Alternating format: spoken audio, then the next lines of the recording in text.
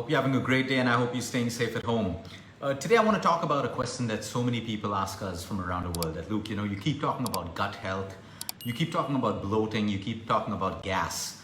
What about smelly farts or flatulence? Sometimes when I pass gas, it smells. There's a lot of smell.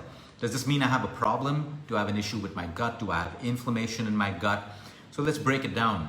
What exactly is your body or your gut trying to tell you when you have smelly gas? Now, passing flatulence is normal. You can pass gas 14 to 18 to even 22 times a day and it's absolutely healthy.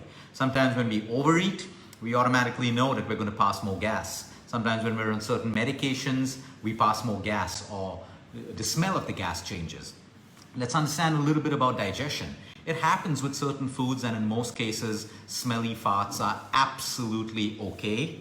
I'm talking from the scientific point of view. In society, I don't know how that's going to be accepted. But yeah, even children have smelly farts. Many children have smelly farts, and sometimes it could be the body giving us an indicator, like children who are lactose intolerant. So if lactose cannot be broken down or fermented in the gut, what happens is it stays for a longer time in the gut. Because it's not getting digested, it ferments. And when it ferments, have you ever fermented anything and smelled it? There's a smell. That's the fermentation process. Now, when you have cruciferous vegetables, like you have kale, you have broccoli, you have cabbage, these are super healthy vegetables when cooked or steamed. But yes, they contain sulfur, number one, and sometimes sulfur slips into the process of fermentation, and that's why you have the smell like of rotten eggs. What does rotten eggs smell like? Hydrogen sulfide, sulfur again. But these are also very rich in fiber. And fiber, as you know, doesn't get digested in your system. It ferments in the gut, which is also good for your gut. So if you have the right amount of fiber fermenting in your gut, the byproduct is something called SCAFAs, which is short-chain fatty acids, which is therapeutic for your liver, for your gut, for your immune system, for lowering inflammation. So all smelly farts are not bad for you. Now let's understand. So let's say you have rajma, chana, your legumes, your lentils. It makes a lot of us gassy. Now, if it continues to make you gassy all the time and smelly farts and a lot of bloating, then you probably know that this food may not be good for you. What could your body be telling you? That I have a leaky gut syndrome, I have an issue with the bacterial microbiome in my gut. So we always listen to our bodies for it to give us the right signals. That's why we like to soak our grains, our lentils, our legumes. You want to really soak it 12 hours, 14 hours. Sometimes people double soak it. Sometimes people soak it with a little bit of vinegar, with a little bit of hing, which is asafoetida. Some people even put a little bit of ginger, sliced ginger, while they are soaking it, because this removes the anti-nutrients, which makes it more difficult for you to break it down in your system. So what happens is when there is undigested food, it starts to ferment in the gut. It's not always a bad thing, like I said, but now let's say you have smelly farts and you have a lot of bloating when you eat a particular food. Now your body's trying to tell you something about that.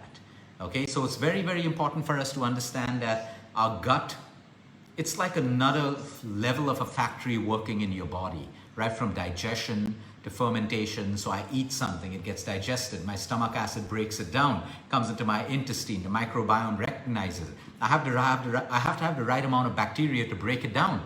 If I don't have the right amount of bacteria, let's take for a classic example of a person who's on antibiotics.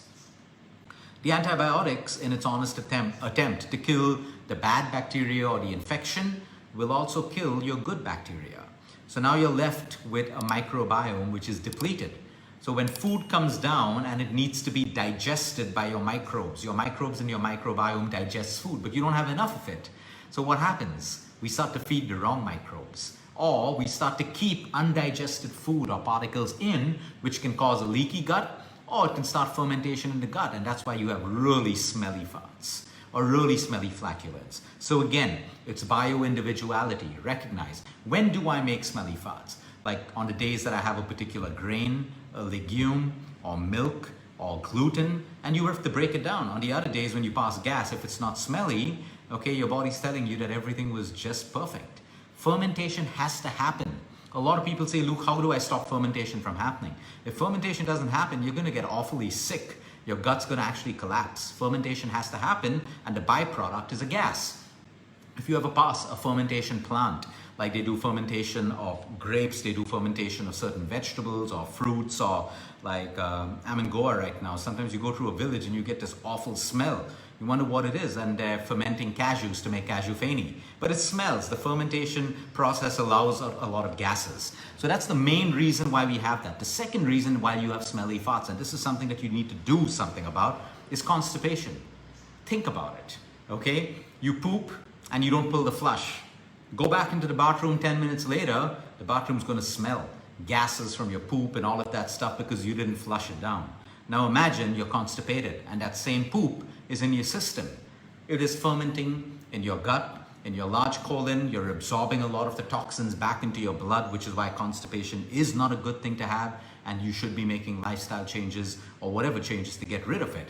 And those gases build up. When gases build up, they have to come out, right? How do they come out? In the form of your farts, in flatulence. So sometimes your smelly farts could be because of constipation. Fix the constipation. If not, and it's happening once in a way, it's absolutely fine. Whenever you have a smelly fart, reflect. What did I eat 4 hours ago, 8 hours ago, sometimes even 12 hours ago? Because digestion is slow, right? The fermentation is happening. And then that's absolutely okay. Soak your lentils, soak your legumes. If you continue to have a problem, sometimes there are particles called lectins in dals. And that can irritate your gut more and more. So sometimes we even have to stop certain patients who are not healing from a colitis or a Crohn's or an IBS or a stomach issue or a leaky gut syndrome. We even have to stop their lentils and their legumes because their gut is too weak to handle it. And then as you build up the microbiome and you increase and improve their digestion, they can slowly start to introduce those dals or those legumes and lentils back into their diets. The same thing with nuts. That's why you are advised to soak your nuts, because they contain something called anti-nutrients that come in the way of digestion, and they block the absorption of the good nutrients from the almonds or walnuts into your system. So don't worry about smelly farts. Now with children who cannot talk yet, young babies, if they're farting a lot and it's smelly, you probably know it's signs of colic.